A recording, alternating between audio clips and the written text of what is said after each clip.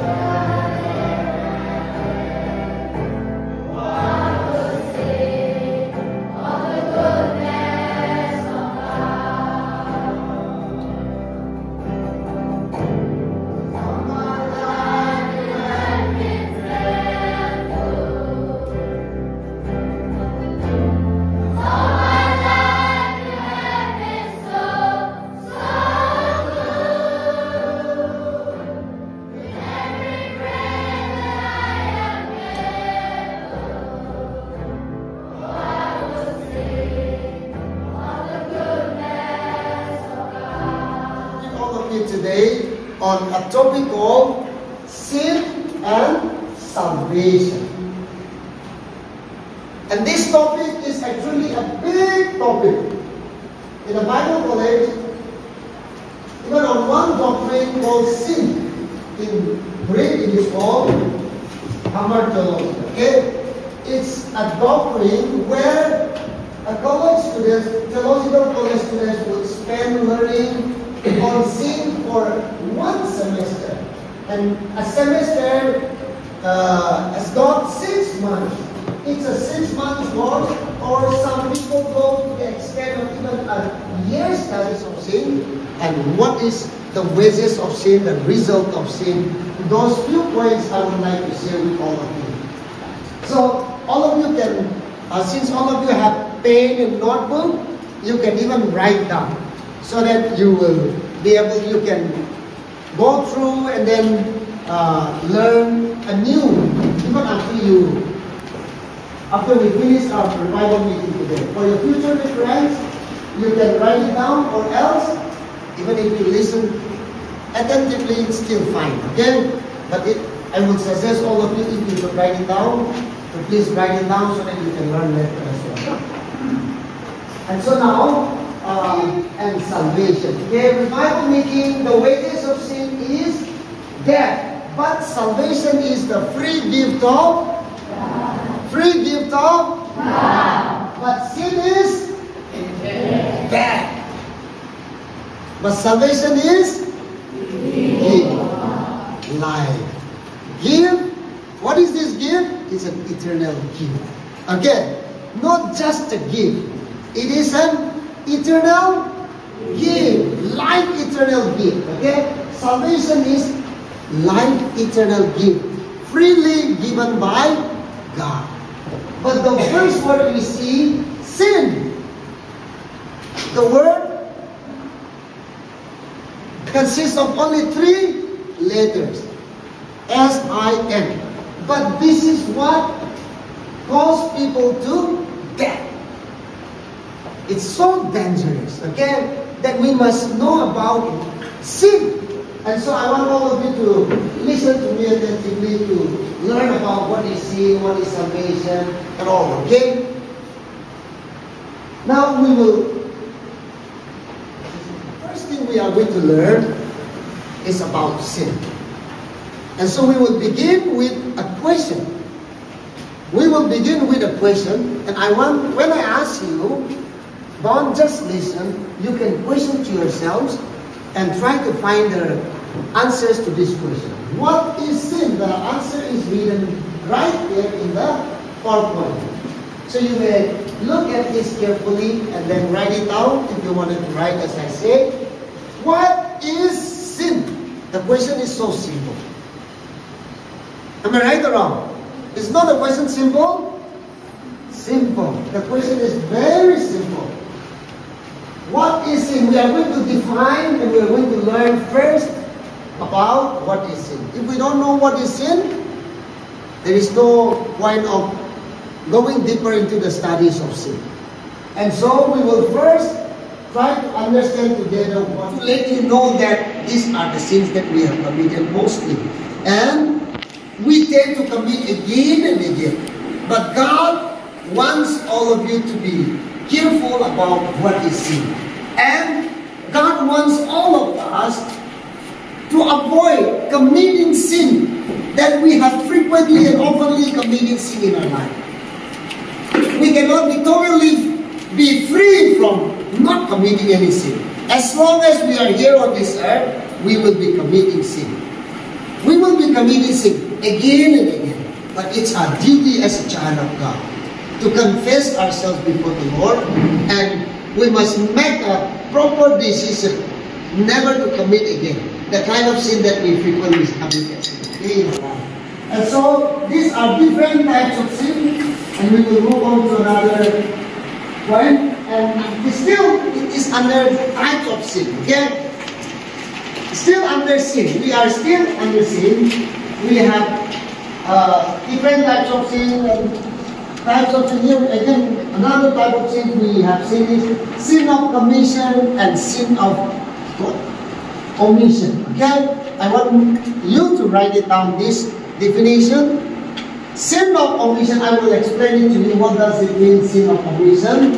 And what does it mean? Sin of omission. Commission and omission.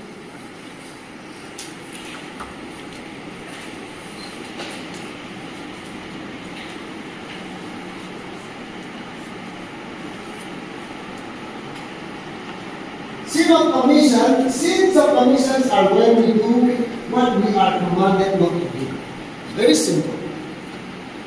Sin of commissions are when we do what we are commanded not to do, is called sin of commission. Okay? And sin of omission means sins of omissions are those sins which exist because we fail to do what God commanded us. It's just opposite. It's just opposite. Okay, finish it all, then I will explain it to you. Learn what is the sin of commission. Sin of commission is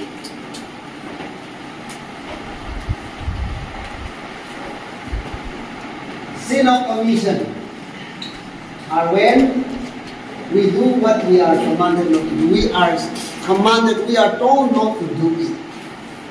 Sin of commissions are those sins that we have committed, which we are commanded not to do it, but we do it.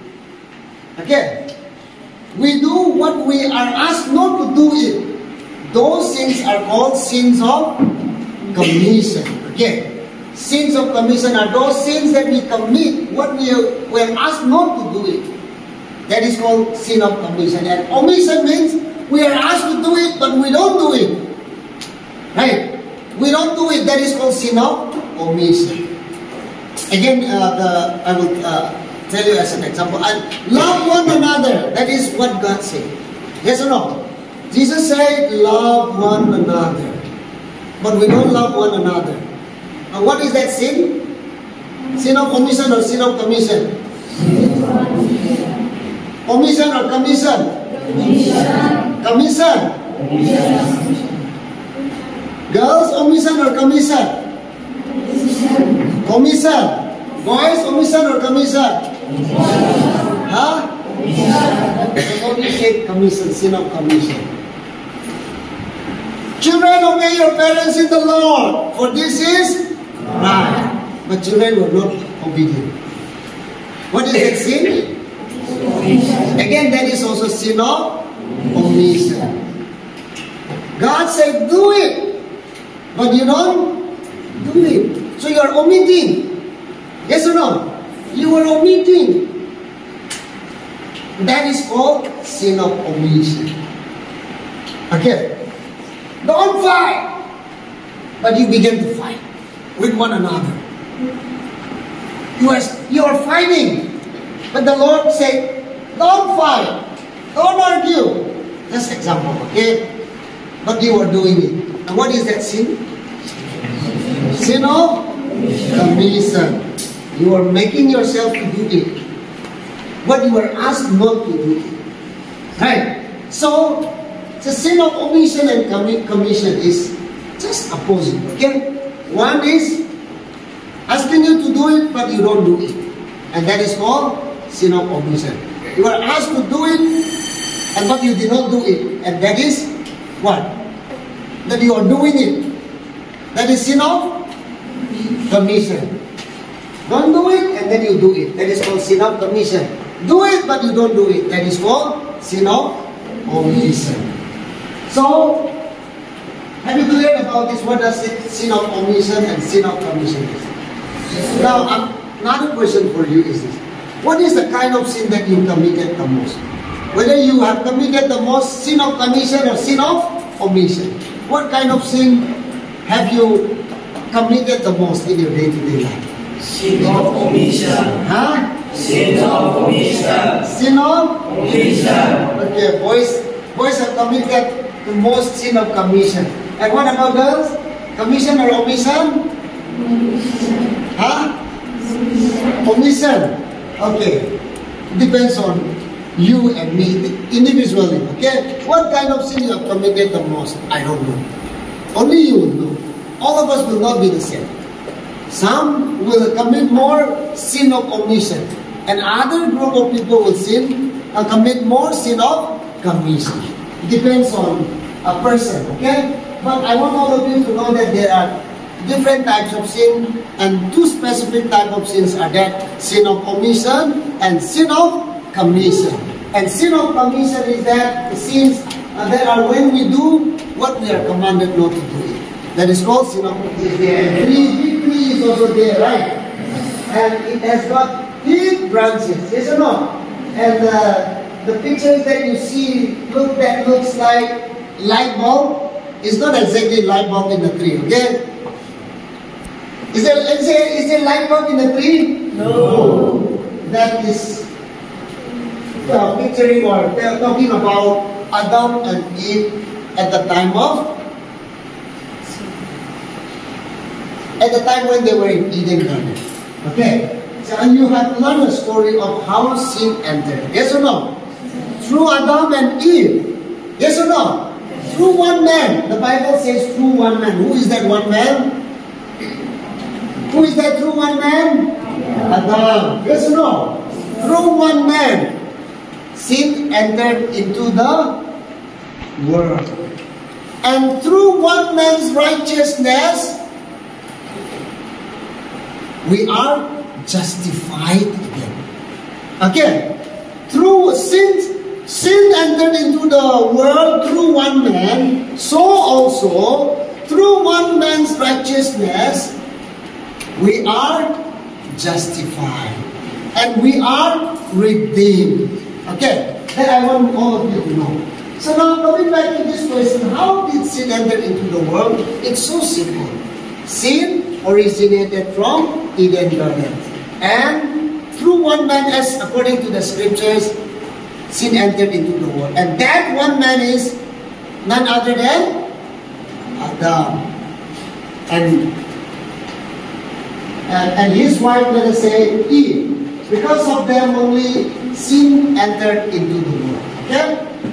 Now, from the time when sin entered into the world, from the Garden of Eden, and through this man, Adam and Eve, how sin is operating, working in the lives of the humanity. Let us learn a little deeper about it. So, sin. Where is the position of sin? Where is the position of sin? Sin is in the middle. But before Adam and Eve have committed sin, where was sin actually? Where was sin? Let's say it's in the Eden Garden. But it's not in the middle of, never in the middle. Never in the middle, yes or no? Sin was not in the middle. But after, earlier Adam and Eve and God, they were having direct relationship. There was no middleman. Right? There was no middleman. God took care of them. And they were enjoying with full freedom in the Garden of Eden. But after sin entered into the world, now, after sin entered into the world, there are three men. Yes or no? Adam and Eve. Sin was not in the picture at all. Yes or no? Sin was not at all in the picture. But after eating the apple, which is in the middle of the garden, sin entered into man through that. Yes or no? So now since sin had entered into the world, now sin became in the middle. Sin became in the middle and put God and mankind aside. Earlier, only both of them were having good relationship, but sin came in the middle and separated man from whom? Sin separated man from God. Earlier, there was good relationship, Adam and Eve, mankind, and then God, the Creator. they were having a good relationship. And so we shall all make a decision. We will look at ourselves, examine yourselves, who you are. The Bible says you are a sinner. You deserve that. But God wants you to be saved. And so He said it's only regarding sin. If only you accept Him, you will have eternal life. Whether you have already accepted the Lord or not, please think of and examine yourself. If you have not accepted the Lord, truly look up to the Lord Jesus Christ. Okay? Don't look at your friends. Don't look to the left, don't look to the right. Just close your eyes. Look up to Jesus and invite Him to come into your heart. And accept Him as Jesus. Okay? So now, by closing our eyes, we will all sing. I have decided, and as Sir is leading us in singing, we will follow him. Okay, we will sing together with him, but I mean, we will listen to how he is singing, and we will sing along with him. Decided to follow Jesus. I have decided to follow Jesus. I have decided to follow Jesus. No turning back. No turning back. No one going between.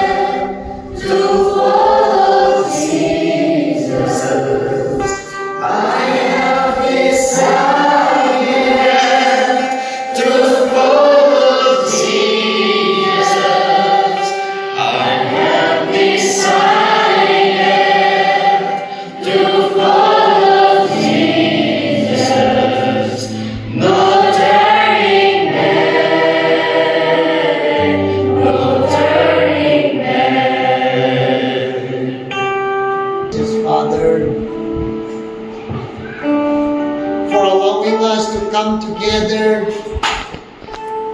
here to worship you and learn about the plan of salvation that you have made for all mankind. We thank you for the word that has come to us this morning. And as all of these students have examined themselves thoroughly and confessed and acknowledged that they are sinners, they need you, and they have made a decision to invite you and and they have been inviting you to come into their hearts. I pray that, Lord, you will come and dwell into the heart and mind of all our dear students who are lifting up their hands with the dedication and commitment and inviting you to come into their hearts. Please come over their life and have dominion over their life. May their life be accepted to yourselves. May they be your child, now and forever. And as they have made a decision to follow you, Lord, I pray that you would enable them to continue to pursue you. Seek you with all their heart and mind and soul while you might be found.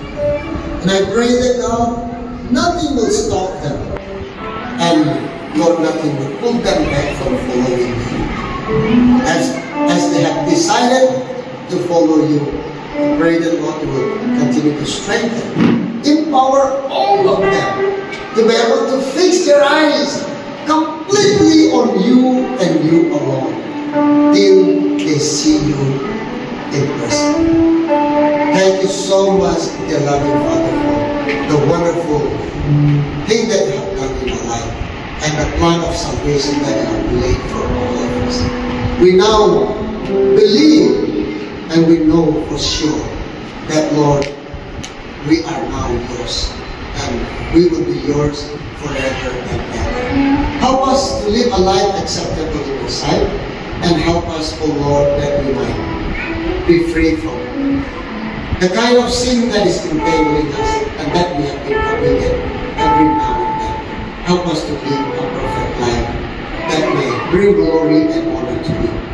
Thank you so much for being with us from the beginning of this meeting until the end of this. Even if we go back to our process and our home, we pray the Lord, the word that we have presented, that we have shared with them, will remain in their heart and their mind and soul. For we ask all this in the matchless name of the Lord and Savior Jesus Christ. With thanksgiving, we pray. Amen.